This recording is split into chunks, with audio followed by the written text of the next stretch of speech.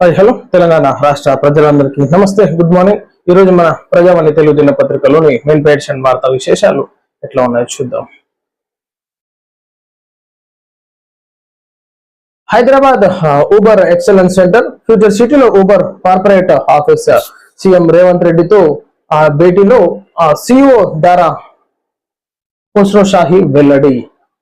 హైదరాబాద్ లో Uber centre of excellence లో విస్తరించినట్లు CM Revanth రెడ్డికి ఊబర్ సిఇఓ తెలిపారు.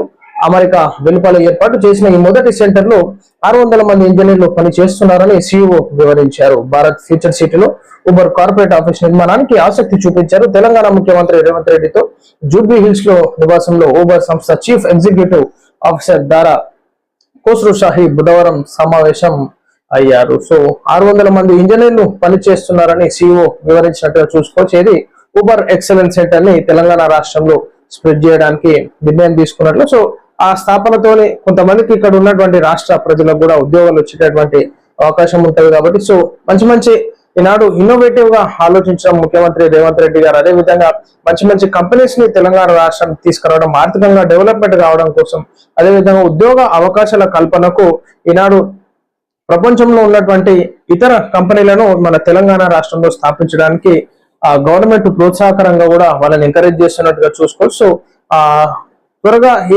ఏర్పాటు కార్యక్రమాలు జరిపితే తెలంగాణ రాష్ట్రానికి మేలు జరిగేటటువంటి అవకాశం కూడా ఉంటుంది. బక్రీద్ సందర్భంగా ప్రత్యేక చర్యలు, పశువుల అక్రమ రవాణాపై నిఘా. రాష్ట్ర వ్యాప్తంగా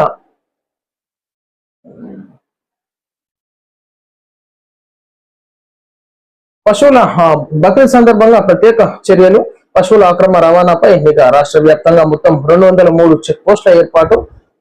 ఘర్షణలు తలెత్తకుండా కఠిన చర్యలకు ఆదేశం. అధికారులతో DGP C V Anand video conference. ఈ నెల 27వ తేదీన జరిగే బక్రీద్ పండుగ సందర్భంగా పశువుల అక్రమ రవాణాను పూర్తిగా నిరోధించాలని పోలీస్ అధికారులను డీజీపీ సివి ఆనంద్ ఆదేశించారు. అలాగే సోషల్ మీడియాలో పుకార్లు పుట్టించే వారి పట్ల కఠినంగా వ్యవహరిస్తామని హెచ్చరించారు. తెలంగాణలో బక్రీద్ పండుగను పురస్కరించుకొని శాంతి భద్రతలు పరిరక్షణ లక్ష్యంగా పోలీస్ యంత్రాంగం పకడ్బందీగా చర్యలు చేపడుతుంది. బక్రీద్ సందర్భంగా ప్రత్యేక చర్యలు, పశువుల అక్రమ రవాణాపై నిఘా. ఇది గోమాతలను చంపేటటువంటి ప్రయత్నం చేశారు. సో ఈనాడు హిందూ దళాలకి ఈనాడు గోసేవ, గోరక్షక్ ఇవన్నీ ఉంటాయి కాబట్టి సో వారి పరంగా ఏ విధమైనటువంటి ఘర్షణలు జరగకుండా మనం చూడొచ్చు. ఈనాడు బక్రీద్ పండుగ రోజు ఊల్చిటికి పోతే అక్కడ ఏ విధమైన కబేలాలలో ఎన్నో గోవులను చంపేటటువంటి ప్రయత్నం చేస్తూ ఉంటారు కాబట్టి ఖచ్చితంగా ఈ గోమాతలని చంపేటటువంటి ఒక ఏది సిస్టమ్ ఉందో దాన్ని పూర్తిగా నిరోధించాల్సిందిగా కోరటం, ఆ గోవులను కాపాడాల్సిందిగా కోరటం. సో ఖచ్చితంగా ఈనాడు ఎక్కడ గోవులను అక్రమ రవాణా చేసినా, అక్రమ తరలింపు చేసుకున్నా గానీ, ఏ గోవధన జరిగినా గానీ ఖచ్చితంగా ప్రజలు రియాక్ట్ అయ్యి ఈనాడు పోలీసు ఉన్నతాధికారులకు ఇన్ఫర్మేషన్ ఇవ్వాల్సిందిగా మేము కూడా కోరుతాం. ఖచ్చితంగా ఈ గోవులను కాపాడుకునేటటువంటి బాధ్యత మన అందరిపైన ఉంది, మన హిందూ బంధువులందరిపైన ఉంది కాబట్టి ఖచ్చితంగా గో సంరక్షణ చేసుకోవాల్సిందిగా కోరుతా ఉన్నాం. బండి భగీరథ అరెస్ట్ తప్పదు. ఫోక్సో కేసులో ఆరోపణలు రాగానే అరెస్టు చేయాలని చట్టం ప్రకారం నడుచుకోకపోతే ఇబ్బందులు తప్పవని పిసిసి చీఫ్ మహేష్ కుమార్ గౌడ్ అన్నారు. బుధవారం మీడియాతో నిర్వహించిన చిట్ చాట్ లో మాట్లాడుతూ కేంద్ర మంత్రి బండి సంజయ్ కుమారుడు బండి భగీరథ్ ను తప్పకుండా అరెస్టు చేస్తారని తెలిపారు. బండి సంజయ్ కొడుకు పరారీలో ఉన్నట్లు తెలుస్తోందన్నారు. ముఖ్యమంత్రి రేవంత్ రెడ్డి నికార్సైన కాంగ్రెస్ లీడర్ అని చెప్పుకొచ్చారు. సో ఆయనను రక్షించాల్సిన అవసరం మాకేముంది అని మీడియాతో పిసిసి చీఫ్ మహేష్ కుమార్ గౌడ్ గారు అంటాను. సో ఖచ్చితంగా తప్పు చేసింటే మాత్రం ఈనాడు గొప్పవారికి ఒక చట్టాలు, పేదవారికి ఒక చట్టాలు లేవు రాజ్యాంగంలో. సో ఖచ్చితంగా ఏదైతే రాజ్యాంగబద్ధంగా తప్పు చేస్తే మాత్రం ఖచ్చితంగా శిక్షించాల్సినటువంటి అవసరం ఉంది. సో నిజ నిర్ధారణ తేరాలి. సో అసలు ఏమైతుంది, ఇది హనీ ట్రాపా? సో టోటల్ గా కూపిలాగేటటువంటి ప్రయత్నం చేస్తున్నారు. సో టోటల్ గా పోలీసు ఉన్నతాధికారులు ఇన్ఫర్మేషన్ అంతా గ్యాదర్ చేస్తున్నారు. ఏం జరిగింది, ఎట్లా జరిగింది, నిజమా వాస్తవమా కాదా అని టోటల్ గా తెలిసినాక ఖచ్చితంగా చట్టపరంగా చర్యలు అయితే తీసుకునేటటువంటి అవకాశం ఉంటుంది. తప్పు చేసిన అని అంటే మాత్రం. క్రూడ్ ఆయిల్ సంక్షోభం కొనసాగితే దేశంలో చమురు ధరలు పెంపు తప్పదు. ఆర్బీఐ గవర్నర్ దేశంలో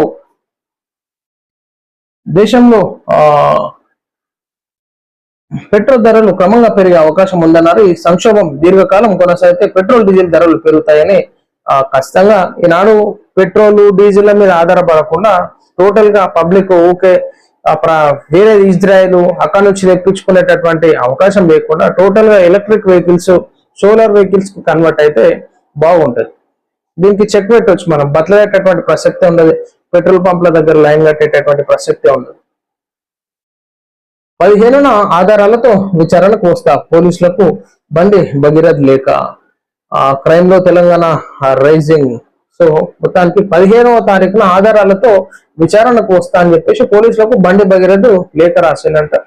ఇక మరి ఏం ప్రూఫ్లు తీసుకొని వచ్చాడు, ఏం ప్రూఫ్లు తీసుకొని వచ్చినా ఖచ్చితంగా సాక్ష్యాధారాలను పరిశీలించి ఈనాడు మరి తెలంగాణ రాష్ట్ర ప్రభుత్వం ఏ విధమైనటువంటి నిర్ణయాలు తీసుకుంటారు.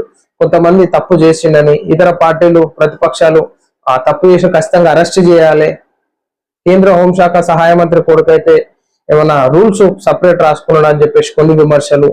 సో బీజేపీ పరంగా మళ్ళా వాళ్ళు విమర్శకి ప్రతి విమర్శలు చేయడం ఇదంతా జరుగుతుంది కాబట్టి సో చూడాలి, ఇది ఎపిసోడ్ లాగా నడుస్తూ ఉందన్నమాట.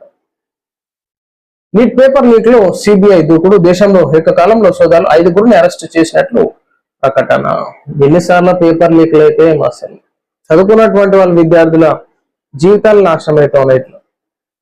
పుదుచ్చేరి సీఎం గా రంగస్వామి ప్రమాణం, వరుసగా 5వసారి సీఎం గా బాధ్యతలు. ప్రమాణ కార్యక్రమానికి నితిన్ నబీన్ హజారు ఎక్స్ వేదికగా శుభాకాంక్షలు తెలిపిన ప్రధాని. 5వసారి ముఖ్యమంత్రి పదవి వచ్చినంటే చాలా గ్రేట్, 5 సార్లు అంటే.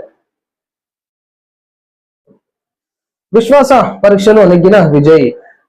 తమిళనాడు అసెంబ్లీలో 144 మంది మద్దతు. విశ్వాస పరీక్షను బహిష్కరించిన డిఎంకే, అన్నా డిఎంకే చీలిక వర్గం. టీవీకేకు అనుకూల ఓటు, ప్రజల విశ్వాసాన్ని కాపాడుకుంటామన్న సీఎం విజయ్. మొత్తానికి సీఎం విజయ్ అయితే వచ్చేసింది. ఇక మొత్తానికి సీఎం అయిన ప్రమాణ స్వీకార కార్యక్రమాలన్నీ. తమిళనాడు అసెంబ్లీలో సీఎం విజయ్ తన బలాన్ని నిరూపించుకున్నారు. బుధవారం జరిగిన బల పరీక్షలో 144 మంది ఎమ్మెల్యేలు అధికార టీవీకే పార్టీకి అనుకూలంగా ఓటు వేశారు. మరో 22 మంది వ్యతిరేకంగా ఓటు వేశారు. 5గురు ఎమ్మెల్యేలు తటస్థంగా ఉన్నారు.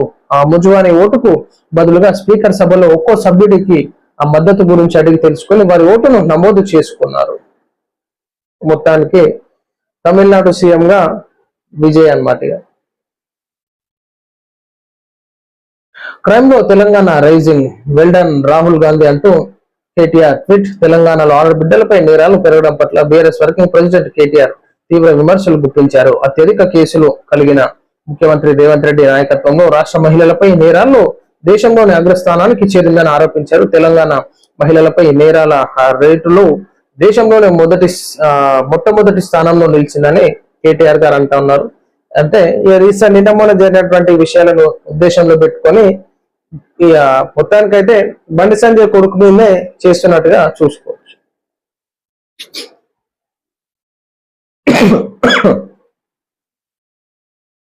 పొదుపు సూత్రాలు తెలంగాణకు, నిధులు మాత్రం ఆంధ్రాక. ప్రధాని తీరుపై మండిపడ్డ కవిత.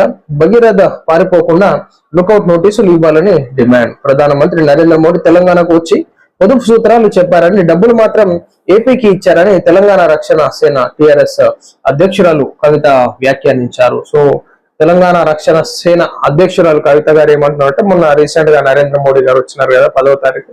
సో ఈనాడు సూత్రాలు తెలంగాణకి, నిధులు మాత్రం ఆంధ్రాకి అన్నట్టు చెప్పుకొచ్చినారు. సో వాస్తవానికి అది మాత్రం ఈనాడు తెలుగు రాష్ట్రాలను సమానంగా చూడాలి. అటు ఏపీకి ఎక్కువ నిధులు ఇవ్వడం, తెలంగాణ రాష్ట్రాన్ని చిన్న చూపు చూడడం సరికాదడంలో మనం ఏకీభవించవచ్చు. అదేవిధంగా ఇంకా ఏమంటున్నారంటే బండి భగీరథ్ పారిపోకుండా లుకౌట్ నోటీసులు ఇవ్వాలని చెప్పేసి కూడా చెప్తా ఉన్నారు అనమాట. పొదుపు బాటలో సీఎం చంద్రబాబు. కాన్వాయ్లో 50% వాహనాల తగ్గింపు. డీజీపీ ఇంటెలిజెన్స్ చీఫ్ తో సమావేశంలో ఆదేశాలు. ప్రధానమంత్రి నరేంద్ర మోడీ సూచించిన ఇంధన పొదుపు చర్యల్లో భాగంగా ముఖ్యమంత్రి చంద్రబాబు నాయుడు కీలక నిర్ణయం తీసుకున్నారు. రాష్ట్ర వ్యాప్తంగా జిల్లా పర్యటనల సమయంలో తమ కాన్వాయ్లో ఉండే 50% వాహనాలను తగ్గించాలని స్పష్టమైన ఆదేశాలు జారీ చేసినట్టుగా చూసుకోవచ్చు. సో ఇంధన పొదుపు కార్యక్రమంలో భాగంగా ఓన్లీ నాయకులకే కాదు, పబ్లిక్ కూడా ఫాలో కావాలి. అనవసరంగా ఇప్పుడు 4-5 కన్నా పోవాలనుకుంటే ఒక కారు తీసుకొని పోతే చాలు, అట్లా అని 3-4 బండ్లు తీసుకోపోతే సో ఆ విధంగా ఇంధనాన్ని మనం రెడ్యూస్ చేసినటువంటి వాళ్ళం అవుతాం కాబట్టి సో ఖచ్చితంగా ఆ విధంగా రూల్స్ ఫాలో కావాలని చెప్పేసి చెప్పడం జరుగుతూ ఉంది. సో ఇది ప్రజలారా ఈ రోజు మన సమగ్ర ప్రజావాణి తెలుగు దినపత్రికలోని మెయిన్ పేజ్ వార్తా విశేషాలు. నమస్తే.